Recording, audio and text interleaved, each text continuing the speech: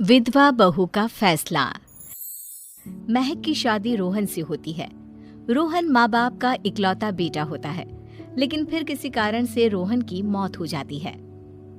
बेटा महक, तेरे आगे इतनी बड़ी जिंदगी है, फिर बच्चों की भी जिम्मेदारी। तू कोई काम कर ले। मैं तो कहती हूँ रोहन के ऑफिस में ही बात कर ले, शायद तेरे लिए कोई काम निकल आए।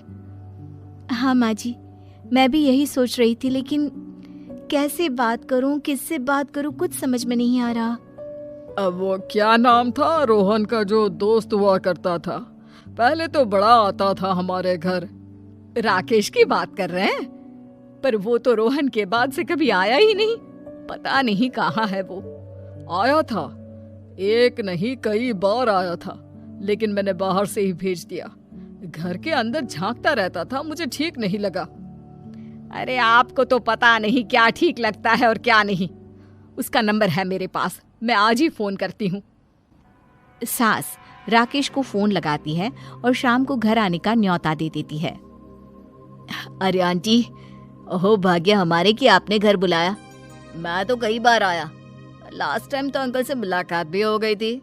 हाँ, वो हम लोगों को निकलना था ना कहीं उस वक्त। अरे छोड़ो ना बेटा, बोलो क्या लोगे? आपकी बहू। क्या बकवास कर रहे हो राकेश? अरे मेरा मतलब ये है कि आपकी बहू कहाँ है? भाभी जी के हाथ की चाय की बस एक प्याली मिल जाती तो। महक चाय लेकर आती है, लेकिन वो जैसे ही राकेश की ओर देखती है, उसे राकेश पसंद नहीं आता। वो अंदर जाने को होती है कि अरे भाभी जी कहाँ जा रही हैं? बैठिए तो सबके साथ। जी नहीं, बच्चों को खाना खिला रही हूँ, आप माँ जी से बात करें ना। अंदर जाने के बाद सास कहती है, अरे बेटा राकेश, वो क्या है ना, वैसे तो तेरे अंकल जी की पेंशन आती है, साथ ही ऊपर 2 मंजिल मकान से किराया भी, तो हम लोगों का तो अच्छा चल जाता है। लेकिन महक, उनकी चिंता आप न करें आंटी, आदेश दें बस आप तो। देखो भाग्यवान, रहने दो, कोई बात नहीं, मैनेज हो जाएगा। अरे क्या मैनेज हो जाएगा अंकल, हमें भी बता दें। आप चुप रहिए जी। अब वो क्या है ना राकेश, तुझे तो पता है कि रोहन के 2 बच्चे हैं, उनकी पढ़ाई लिखाई का खर्चा बहुत है।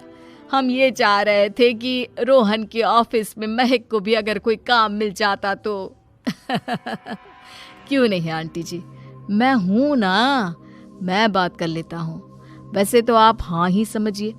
महक भाभी को बोल देना कि कल तैयार रहें मेरे साथ ऑफिस चलने के लिए। मैं मालिकों से मिलवा दूंगा उन्हें। महक अंदर से सब सुन रही थी। अच्छा आंटी जी, तो चलता हूँ, कल आ जाऊंगा। अच्छा भाभी जी, तैयार रहिएगा कल। राकेश तो चला जाता है, लेकिन ससुर सास पर बरस पड़ते हैं। मुझे ये आदमी एक पैसे का पसंद नहीं है। तुम इसे बोल दो कि हमें कहीं नहीं करवानी बहू से कोई नौकरी। अरे क्यों नहीं करवानी? सारा पैसा मैं इसके बच्चे और इसी पर उड़ा दूंगी, तो मेरी बेटी को क्या दूंगी? जरूरत क्या है तुम्हारी बेटी को तुम्हारे पैसे की? अरे वो तो पहले ही बड़े पैसे वाले घर की बहू है। अपनी बहू की सोचो जो अब तुम्हारी बेटी जैसी है। बच्चे रोहन की आखिरी निशानी है। अरे अपना भाषण अपने पास रखो। सारा दिन घर पर बैठी रोटियां तोड़ेगी, तो काम करे ना कुछ बाहर जाकर। बहू सब सुन रही होती है। वो अगली सुबह बिना मन के तैयार तो हो जाती है, लेकिन जैसे ही राकेश आता है, क्या बात है भाभी जी, रेडी हैं? तो फिर चले डेट पर, मतलब इंटरव्यू पर। महक सामने आती है कि सामने ससुर जी खड़े होते हैं। हाँ महक बेटा, आओ चलते हैं, मैं भी चल रहा हूँ। ससुर को तैयार देखकर राकेश का चेहरा बन जाता है। अंकल जी, आप परेशान हो जाएंगे। अरे रहने दीजिए ना, धूप भी बहुत है। वैसे भी स्कूटर में तो 2 लोग ही बैठ सकते हैं ना। तो तुम चलो, मैं बहू के साथ अपनी कार से आ जाता हूँ। महक ससुर जी को देखकर खुश हो जाती है, उसे शांति हो जाती है। वो लोग रोहन के ऑफिस जाते हैं, जहाँ बॉस कहते हैं, नमस्ते अंकल। नमस्ते महक, कैसे हैं आप लोग? रोहन का सुनकर बहुत दुख हुआ अंकल। वैसे कैसे आना हुआ? बेटा, क्या हमारी बहू के लिए तुम्हारी ऑफिस में कोई काम मिल सकता है? हमने राकेश से इसी सिलसिले में तुमसे बात करने को कहा था। उसी के कहने पर हम दोनों तुमसे मिलने आए हैं। राकेश ने तो कोई बात नहीं की। ऊपर से उसने तो आज की छुट्टी ले रखी है, ऑफिस भी नहीं आया। बोल रहा था जरूरी काम से जाना है। महक और ससुर एक दूसरे को देखने लगते हैं। वैसे महक, क्या किया है आपने? इंग्लिश कैसी है आपकी? महक बॉस से अपनी पढ़ाई लिखाई और क्वालिफिकेशन के बारे में सब कुछ बताती है। ग्रेट, आपके लिए काम तो है लेकिन ऑफिस में नहीं। सर, मेरे बच्चे छोटे हैं, मैं फील्ड में काम नहीं कर सकती हूँ। मतलब वो काम घर से करना है, घर से रहकर बच्चे भी देखें और घर भी देखें, लेकिन हाँ, काम जरूर से करें। वो काम डाटा एंट्री का है, तो जब भी वक्त मिले काम करें, और इसके हम आपको अच्छे पैसे भी देंगे। महक बॉस की बात सुनकर खुश हो जाती है, उन्हें थैंक्स बोलकर घर आ जाती है। किसके साथ भेज रही थी तुम महक को? अरे वो कमीना, उसने तो ऑफिस से छुट्टी ले रखी थी, बात भी नहीं की थी उसने बॉस से बहू के काम के लिए। वो तो अच्छा हुआ कि मैं साथ में चला गया। हाँ, ठीक है, नौकरी मिल गई ना, इतना ही काफी है। समय बीतता है और एक दिन फिर दरवाजे पर दस्तक होती है। घर पर कोई नहीं था। महक दरवाजा खोलती है, देखती है तो सामने है राकेश। नमस्ते भाभी जी।